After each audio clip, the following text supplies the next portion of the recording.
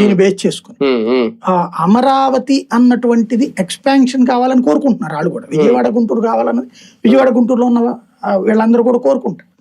కాకపోతే ఈ అయోమయం అంటే తెలుగుదేశం ఇన్ని పాయింట్స్ ఏది 29 గ్రామాలని ముందేమో విజయవాడ అని ఆ తర్వాత ఇవన్నీ ఎక్స్ప్లెయిన్ చేయలేకపోయాడు కదా జగన్. ఇతనికి కమ్యూనికేషన్ కి ఒక పెద్ద ప్రాబ్లం ఉంది.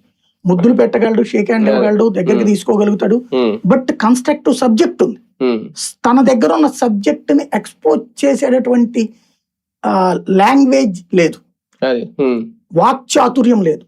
ఈ వాక్చాతుర్యం లేకపోవడం వల్ల ఇది నిజంగా అయితే గనక ఈ వాగాడంబరం ప్రదర్శించడం మానేసి ఈ మావిగన్ అనే దిక్కుమాల పదం తీసేసి అమరావతిని మేము చంద్రబాబు నాయుడు గారు 29 గ్రామాలకు పరిమితం చేయాలనుకుంటున్న అమరావతిని 3 ఊళ్లతో కలిపిన మహానగరంగా తయారు చేసి తీరతాను, డెవలప్ చేసి తీరతాను, కన్స్ట్రక్షన్స్ కానీ డెవలప్మెంట్ అంతా టోటల్ ఈ 3 జిల్లాలని కలిపి పరిమితం చేస్తా ఇది ఎదిగేలా చేస్తాను.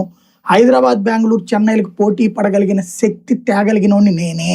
ఇప్పుడు వస్తున్న పరిశ్రమలు వీళ్ళ హయాంలో అన్ని రాయలసీమ శ్రీ సిటీ ఏరియాకి పోతున్నాయి, లేదా కడప అట్లాగ పోతున్నాయి, లేదంటే విశాఖపట్నానికి పోతున్నాయి, అమరావతికి రావట్లేదు. దాన్ని బట్టి అర్థం చేసుకోండి, విజయవాడ గుంటూరు నాశనం చేస్తున్నారు వీళ్ళు. అదే రాజధాని అంతా కనుక విజయవాడ గుంటూరు అయితే కనుక గన్నవరంలో పెట్టుకునే వాళ్ళు, గుంటూరులో పెట్టుకునే వాళ్ళు కదా ఇండస్ట్రీస్. ఎందుకు వైజాగ్